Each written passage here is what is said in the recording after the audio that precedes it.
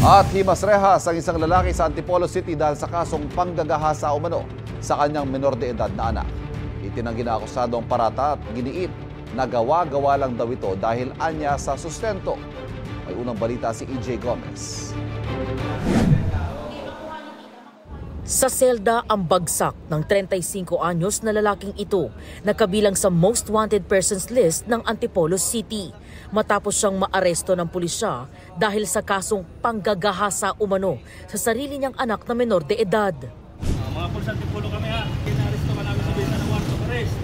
Ayon sa pulisya, Oktubre na karaang taon naganap ang pangahalay umano sa nooy 14 anyos na biktima. Nangyari yung unang panghalay dito sa bata noong October 3, 2024 sa sarili mismo nilang bahay at nasundan ito ng October 4. Ngunit sa pagkakataong yon, yung ating biktima ng kanyang maramdaman na gagawin ulit nitong ating akusado, agad niyang itinulak at lumabas itong ating biktima at humingi ng tulong.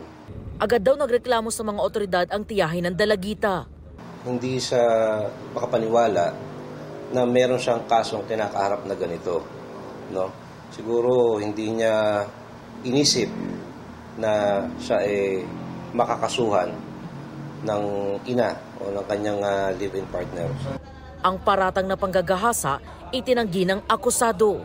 Hindi ko po ginalaw yung bata. Magkatabi lang po kami ng kwarto. Pinagalitan ko lang po talaga yung araw niyo kasi hinihigpitan ko nga po mga kalabas nga po. Kaya sabi ko, huwag ka maglalabas, babae ka pa naman. Giit pa niya, gumawa lang ng istorya ang tiyahin ng kanyang anak para makuha umano ang sustento na ipinapadala ng ina ng biktima na nagtatrabaho sa ibang bansa. Ang lena ko dyan, pera po ma'am. Gumawa lang po ng alibay po ma'am para mapunta sa po sa kanya yung padala po ng bata, yung mga sustento. Sisikapin namin kuna ng pahayag ang tiyahin at ina ng biktima. Nakakulong ang akusado sa custodial facility ng Antipolo City Police. Ang kaso po niya ay qualified rape at attempted qualified rape po. No bail recommended po ito. Ito ang unang balita. EJ Gomez para sa GMA Integrated News. Kapuso, huwag magpapahuli sa latest news and updates. Mag-iuna ka sa balita at mag-subscribe sa YouTube channel ng GMA Integrated News.